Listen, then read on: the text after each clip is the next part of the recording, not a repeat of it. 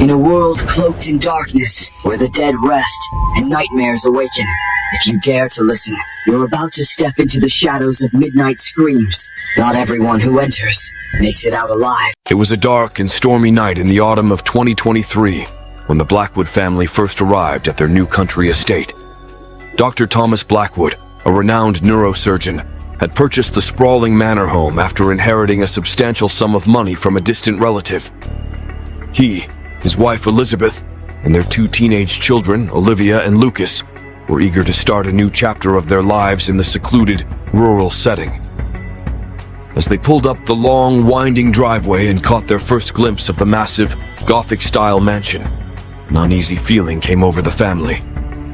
The house loomed before them, its towers and turrets silhouetted against the stormy, slate-gray sky. Ivy crawled up the ancient stone walls, and a thick mist hung in the air, obscuring the surrounding woods. "Are you sure about this place, darling?"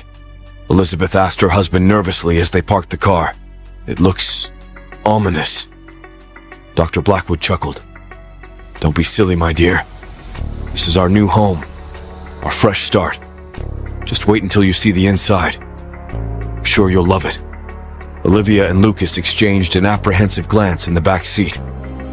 The estate certainly had an eerie, foreboding atmosphere about it, but they dutifully followed their parents up the front steps and through the massive oak doors, determined to make the best of their new living situation. The interior of Blackwood Manor was just as grand and imposing as the exterior. High ceilings, ornate fireplaces, and antique furnishings filled the cavernous rooms. A grand staircase spiraled up to the second floor where the bedrooms were located. Overall, the place had an undeniable air of history and elegance. "Well, what do you think?" Dr. Blackwood asked, beaming with pride as he ushered his family inside. "It's certainly impressive," Elizabeth replied, her voice tinged with uncertainty as she gazed around. Olivia and Lucas nodded in agreement, too overwhelmed to say much. Over the next several days, the Blackwoods settled into their new home. They unpacked their belongings, arranged the furniture, and began to get a feel for the layout of the massive manor. For the most part, the transition went smoothly. The children started at a new school, and Elizabeth busied herself with decorating and preparing meals in the state-of-the-art kitchen. However, as time passed, the family began to notice strange occurrences within the house. Odd noises would echo through the halls at night, creaks, moans, and the faint sound of disembodied voices. Occasionally, they would catch fleeting glimpses of shadowy figures out of the corners of their eyes. Doors would open and close on their own, and the temperature would suddenly plummet in certain rooms, causing the hair on the back of their necks to stand on end. At first, the Blackwoods tried to rationalize these occurrences, convincing themselves that the sounds and sights were just their imagination, or the result of the old house settling. But as the incidents continued to escalate, they couldn't. One particularly unsettling event occurred a few weeks after they had moved in.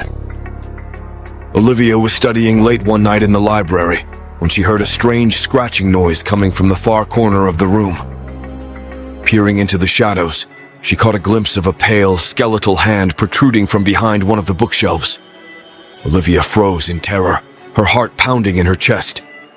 The hand disappeared back into the shadows, and she immediately fled the room, too terrified to investigate further. When she told her parents what she had seen, they were skeptical at first. However, later that night, the family heard a loud crash coming from the library. Racing to investigate, they found several books scattered on the floor, as if something had violently knocked them off the shelves. There was no logical explanation for what could have caused the disturbance. Shaken, the Blackwoods began to suspect that their new home was haunted. They considered selling the manor and moving somewhere else, but Dr. Blackwood was adamant about staying. He was determined to get to the bottom of the strange occurrences, convinced that there was a rational explanation. Over the following weeks, the paranormal activity only intensified. Olivia and Lucas reported seeing ghostly figures wandering the halls at night. Doors would slam shut on their own, and the temperature in certain rooms would plummet, causing the children to shiver uncontrollably. Occasionally, they would hear disembodied voices whispering indecipherable words. Elizabeth became increasingly anxious and distraught, begging her husband to reconsider moving. But Dr. Blackwood stubbornly refused, insisting that there was nothing to be afraid of, and that their new home was simply settling. One night, several months after moving in, the family awoke to a terrifying sound, the piercing screams of their youngest child, Lucas. Racing to his room, the Blackwoods found the boy cowering in the corner, his eyes wide with terror. "There was a man in my room," Lucas cried. "A tall, shadowy figure standing over my bed." Dr. Blackwood tried to console his son, assuring him that it was just a nightmare. But Olivia spoke up, her voice shaking. "I saw it too," she said. "I was in the hallway, and I saw the figure lurking outside Lucas's door."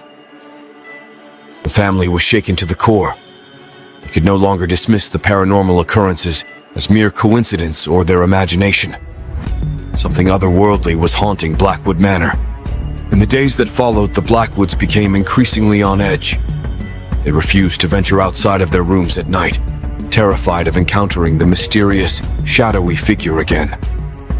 Paranoia and fear crept into their daily lives. Tensions within the family began to rise. Elizabeth became withdrawn and anxious, barely sleeping and jumping at the slightest noise. Olivia and Lucas refused to be left alone, clinging to their parents in a desperate attempt to feel safe. Meanwhile, Dr. Blackwood stubbornly maintained that there had to be a rational explanation, despite the mounting evidence to the contrary. One evening, as the family was having a tense dinner together, a loud crash came from the kitchen. They rushed to investigate and found shattered glass and spilled food covering the floor.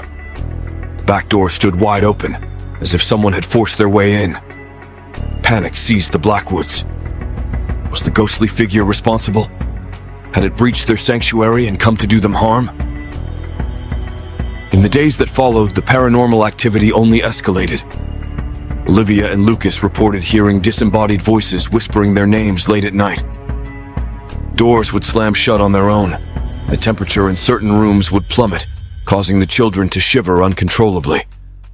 Occasionally, they would catch fleeting glimpses of shadowy figures out of the corners of their eyes. The family became increasingly on edge, jumping at the slightest noise. Elizabeth was a wreck, barely sleeping and refusing to leave her room. Olivia and Lucas clung to their parents in a desperate attempt to feel safe, terrified of encountering the mysterious, ghostly figure again. Meanwhile, Dr. Blackwood remained stubbornly convinced that there had to be a rational explanation for the strange occurrences, despite the mounting evidence to the contrary. He became obsessed with investigating the house, determined to get to the bottom of the haunting. One night, as the family was having a tense dinner together, a loud crash came from the kitchen. They rushed to investigate and found shattered glass and spilled food covering the floor. The back door stood wide open, as if someone had forced their way in. Panic seized the Blackwoods. Was the ghostly figure responsible? Had it breached their sanctuary and come to do them harm? In the days that followed, the paranormal activity only escalated. Olivia and Lucas reported hearing disembodied voices whispering their names late at night. Doors would slam shut on their own, and the temperature in certain rooms would plummet, causing the children to shiver uncontrollably.